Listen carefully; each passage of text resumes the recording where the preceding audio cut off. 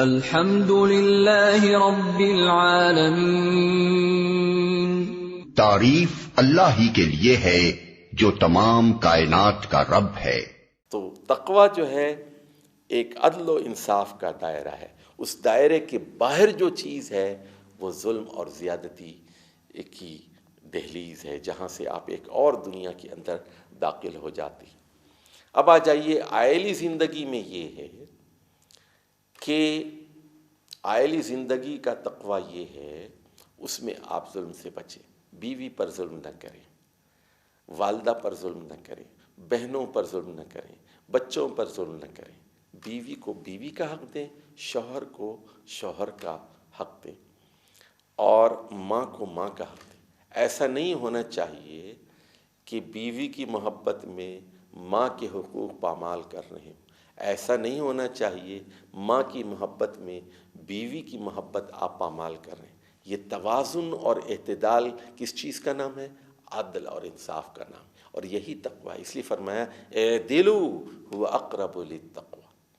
اور یہ دیکھا گیا ہے کہ بہت سارے ہمارے دیندار لوگ علم کے نہ ہونے کی وجہ سے، تربیت کی نہ ہونے کی وجہ سے لمبی داڑھی تو رکھ لیتے ہیں، ٹوپی بھی پہن لیتے ہیں، برقعے بھی ہوتے ہیں، کئی قسم کی پگڑیاں بھی ہوتی ہیں، لیکن وہ عدل اور انصاف قائم نہیں کر سکتے، اپنے گھر میں انصاف نہیں کرتے۔ یا تو بیوی ان پر حاوی ہو جاتی ہے، یا والدہ ان پر حاوی ہو جاتی ہے، یا تو بیوی مظلوم ہوتی ہے یا والدہ مظلوم ہوتی ہے، یا کوئی ایک ان میں سے ظالم ہوتا ہے، اور یہ بیچ میں بیٹھ کر تماشا دیکھتے رہتے ہیں، اور دنیا یہ سمجھتی ہے کہ یہ بہت ہی متقی ہیں، چونکہ وہ عدل نہیں کرتے، انصاف نہیں کرتے، وہ متقی نہیں ہوتے۔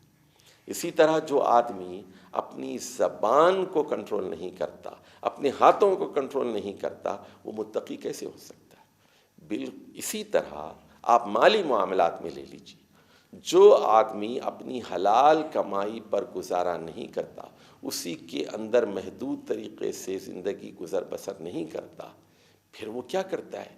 وہ دوسروں کی زمینوں پہ قبضہ کرتا ہے، دوسروں کی جائیداد پہ قبضہ کرتا ہے، بھائیوں کو حصہ نہیں دیتا، باپ کی مکان پر پوری طرح قابض ہو جاتا ہے، پھر وہ رشوت لیتا ہے، سود لیتا ہے، لوگوں کا خون چوستا ہے۔ یہ سب ظلم کیوں کرتا ہے؟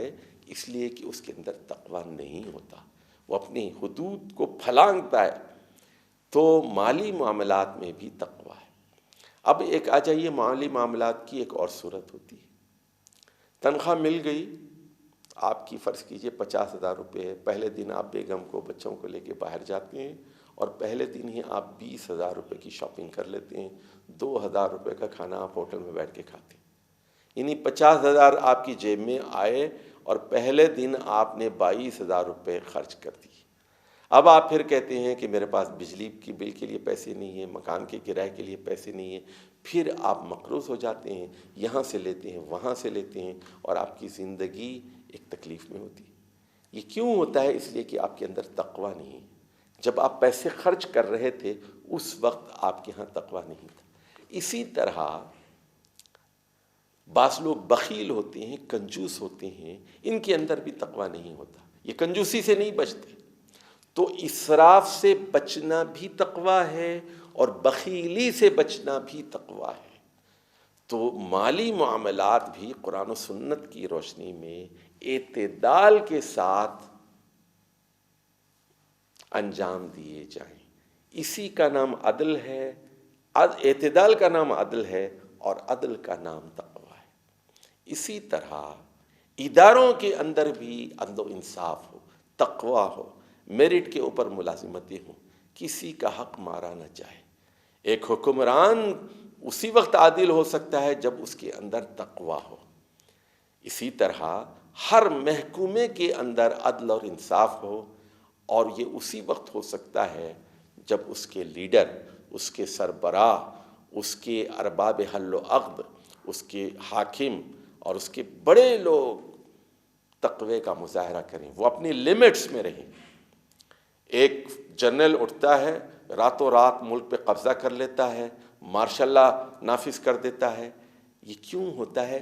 اس لیے کہ اس کے اندر تقویٰ نہیں ہوتا، وہ اپنے حدود سے تجاوز کرتا ہے، وہ وزیر اعظم کے اختیارات بھی لے لیتا ہے، وہ صدر کے اختیارات بھی لے لیتا ہے، اور اسی طرح وہ دستور کو معطل کرتا ہے، وہ چیف جسٹس کو گرفتار کر لیتا ہے، تمام ججوں کو گھر بھیج دیتا ہے، خود دستور تصنیف کرتا ہے، اپنی مرضی پوری قوم کے اوپر مسلط کرتا ہے، یہ کس چیز کی علامت ہے؟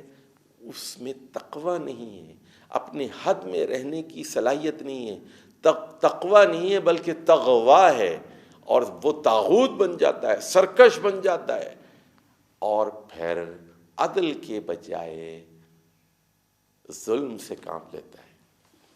تو اب یہ نکتہ ذرا ذہن میں رکھ لیجئے کہ جہاں تقوی ہوگا وہاں عدل ہوگا، یعنی عدل ایک ظاہری چیز ہے، اس کے پیچھے جو چیز محرک ہے، جو اس کا سبب بنتی ہے، وہ اس کے دل کی کیفیت ہے، اس کے دماغ کی کیفیت ہے۔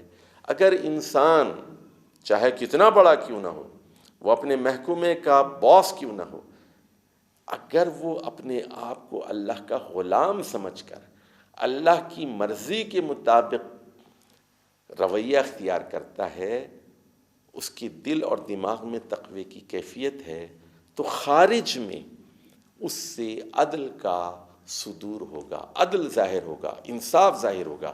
اور دل اور دماغ میں تقوی نہیں ہوگا، بچنے کی صلاحیت نہیں ہوگی، بچنے کی کیفیت نہیں ہوگی، تو پھر خارج میں ایکسٹرنلی اس سے ظلم کا صدور ہوگا، وہ ظلم کرے گا، ظلم ڈھائے گا دنیا کے اوپر۔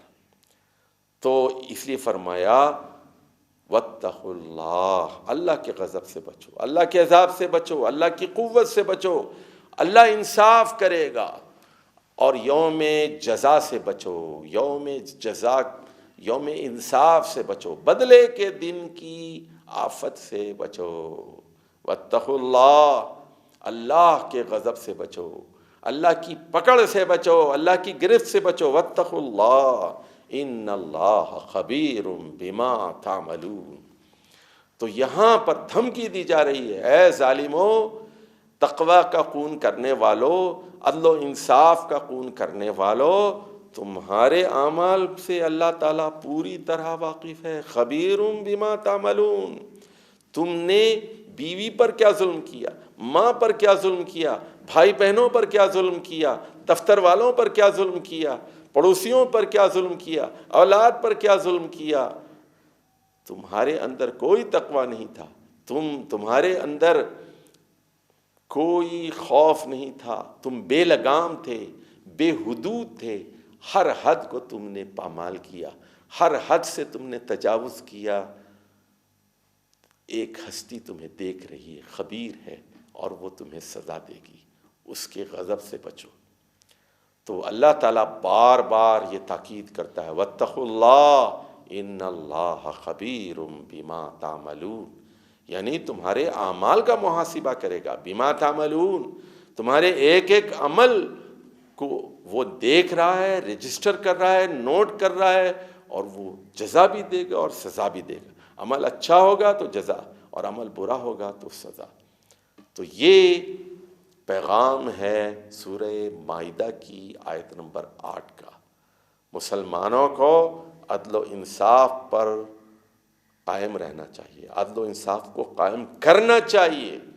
یہ ایک اجتماعی فریضہ ہے، گھر میں، خاندان میں، برادری میں، ہر جگہ، اداروں کے اندر، انسٹیٹیوشنز میں عدل و انصاف کے قیام کو یقینی بنانا، یہ ہر مسلمان کی انفرادی اور اجتماعی ذمہ داری ہے۔ یہ عدل کی صفت کیسے پیدا ہوگی؟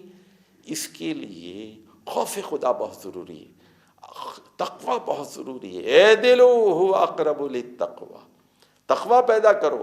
تقوی کیسے پیدا ہوتا ہے؟ علم سے، قرآن کے علم سے، احادیث کے علم سے پیدا ہوتا ہے۔ تقوی کیسے پیدا ہوتا ہے؟ اللہ کی صفات کی معرفت سے، کہ اللہ تعالیٰ سزا بھی دے گا، غفور بھی ہے، عزیز بھی ہے، شدید العقاب بھی ہے، سریع الحساب بھی ہے، جو ہے تو اللہ کی ساری صفات، وہ رحیم ہے، رحمان ہے، مالک یوم الدین ہے۔ یہ ان صفات کے ذریعے سے انسان حد میں رہتا ہے، لمٹس میں رہتا ہے، اس کے رویے حدود میں رہتے ہیں، بغاوت نہیں کرتا، سرکشی نہیں کرتا، ظالم نہیں بنتا. تو اللہ تعالیٰ مجھے اور آپ کو ایک عادلانہ معاشرہ قائم کرنے میں اپنا کردار عطا کرنے کی توفیق عطا فرمائے. والسلام علیکم ورحمۃ اللہ وبرکاتہ. الحمد للہ رب العالمین. تعریف اللہ ہی کے لیے ہے جو تمام کائنات کا رب ہے.